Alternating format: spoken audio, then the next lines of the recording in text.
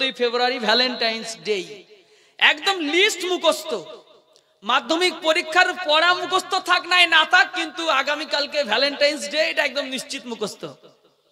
এই মাসটা কি মাস চলছে বলতে পারবে না, আজকে আরবির কত তারিখ বলার কোনো ক্ষমতা রাখে না, কিন্তু আগামীকাল কি রাত্রি আসছে, আগামীকাল কত তারিখের দিন আসছে, কি মাস চলছে, কি করতে হবে না করতে হবে, এভরিথিং দে নো টোটালি। আমরা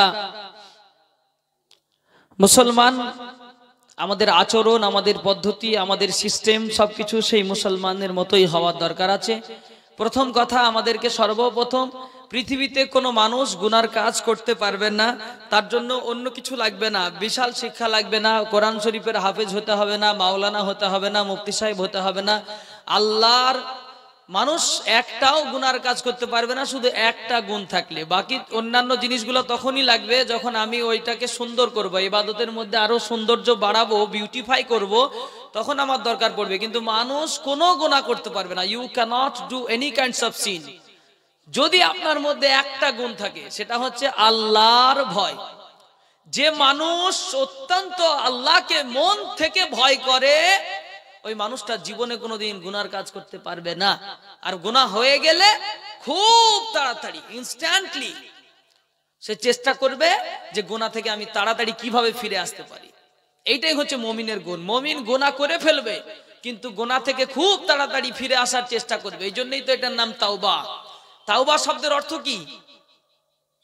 আস্তাগফিরুল্লাহ, আস্তাগফিরুল্লাহ রেগুলার আপনারা পড়েন, এই রমজান মাসে পড়বেন, তো অর্থটা নিয়ে আমরা কোনো সময় ভাবনা চিন্তা করি না। একটু যদি খেয়াল করি, আস্তাগফিরুল্লাহ রাব্বি মিন কুল্লি যামবি ওয়া আতুবু ইলাইহি। আস্তাগফিরুল্লাহ মানে হে আল্লাহ, তোমার কাছে ক্ষমা প্রার্থনা করছি, হে আল্লাহ ক্ষমা চাইছি।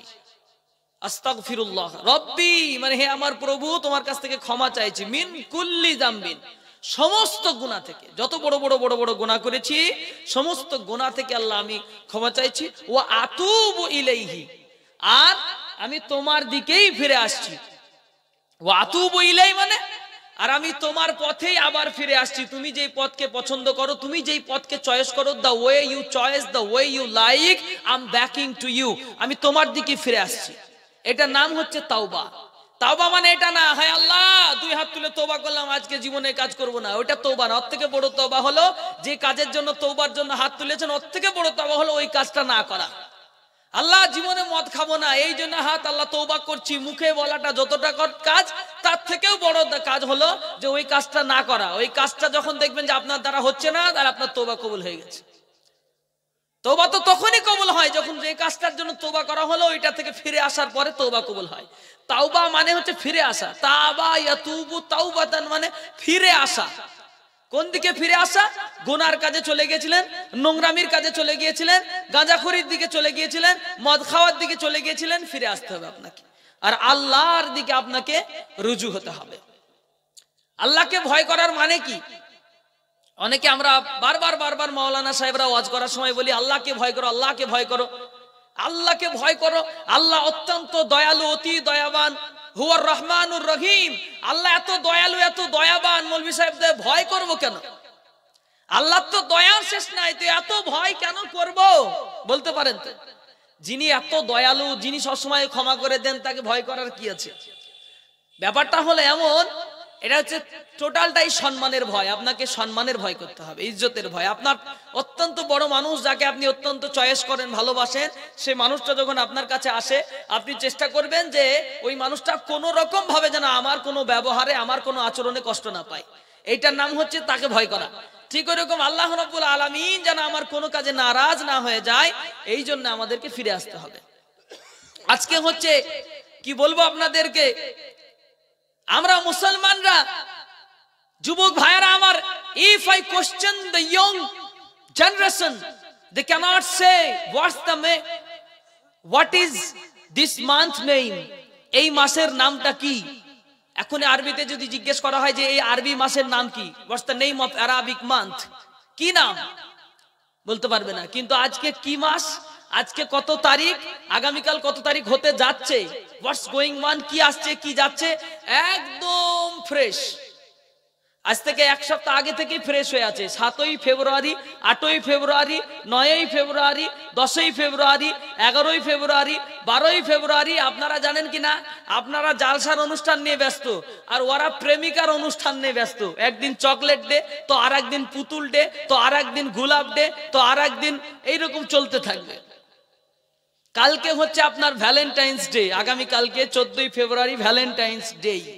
একদম লিস্ট মুখস্থ, মাধ্যমিক পরীক্ষার পড়া মুখস্থ থাক নাই না থাক, কিন্তু আগামী কালকে ভ্যালেন্টাইন্স ডে, এটা একদম নিশ্চিত মুখস্থ।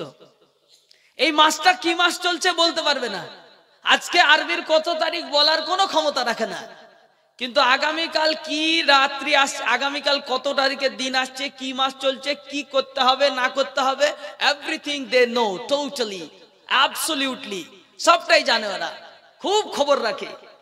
জিজ্ঞাসা করা হলে মাসের নাম জিজ্ঞাসা করলে ইংরেজির নামটা বলতে পারবে। আমরা মুসলমান কত পিছিয়ে। আপনার সন্তানকে জিজ্ঞেস করুন তো 12টা মাসের নাম, আরবির 12টা মাসের নাম জিজ্ঞেস করুন। এখন তো বাংলাও ভুলে গেছে, বৈশাখ চৈত্র, বৈশাখ জ্যৈষ্ঠ আষাঢ় শ্রাবণ ভাদ্র আশ্বিন, বাংলা মাসের নামও তো ভুলে গেছে, আরবি তো আরোই পারবে না। একদিন জুমাতে আমি এক জায়গায় জুমার নামাজ পড়াই, আমি ওখানে বলেছিলাম, এখানে কে এমন মুসল্লি আছেন বলেন তো, এক থেকে একদম শেষ পর্যন্ত 12টা মাসের নাম আরবিতে শুনিয়ে দিবেন। একজন আল্লাহর বান্দা হাত তুলে দেখান তো, আমি পুরস্কার দেবো, যেটা ইচ্ছা হবে আমার পক্ষ থেকে পুরস্কার দেবো। 12টা মাসের নাম শুনান তো দেখি, পারবেন না। রবীন্দ্রনাথের কবিতা 2-4টে মুখস্থ আছে কিনা প্রসাদপুরের মানুষকে জিজ্ঞেস করুন তো দেখি, না হলে 5টা মানুষ পাওয়া যাবে। কাজী নজরুল ইসলামের কটা কবিতা মুখস্থ আছে কিনা জিজ্ঞেস করুন তো দেখি, হ্যাঁ 5টা মানুষ খুঁজে পাওয়া যাবে। ইংরেজিতে টুইঙ্কেল টুইঙ্কেল লিটল স্টার মুখস্থ আছে কিনা দেখেন, দেখবেন 20টা ছেলে পাওয়া যাবে, পাওয়া যাবে না? A for apple, B for ball, C for cat, D for dog জিজ্ঞেস করার জন্য কটা ছেলে খুঁজে বার করেন তো দেখেন, 20টা ছেলে পাওয়া যাবে। আর আল্লাহর দেওয়া পছন্দনীয় আরবি মাসের একটা নাম ঠিক করে বলতে পারবে না। ওই রমাজান মাসটা মনে পড়ে, কারণ ওই মাসে দাড়ি রাখতে হয়, ঈদের পর থেকে দাড়ি কাটতে হয় না, কি বলছেন গো? হ্যাঁ, রমজান মাসে থেকে একটু প্রস্তুতি নিতে হয়, আমাদেরকে প্রিপারেশন নিতে হয়। যা হলো জীবনে, যা ভুল করেছি, রমজান মাসে একবারে ঝেড়ে মুছে পরিষ্কার করে ফেলবো, তারপরে আবার গোড়া থেকে শুরু করবো 11 মাস পরে। আল্লাহ আপনার মৃত্যুটা যদি রমজান মাস শুরু হওয়ার আগের দিনই পটলটা যদি তুলে নেন, পটল তো বহুদিনই তুলছে রাস্তাঘাটে, না কি বলছেন? ব্যাপার থাকতে পারে না, পারে না?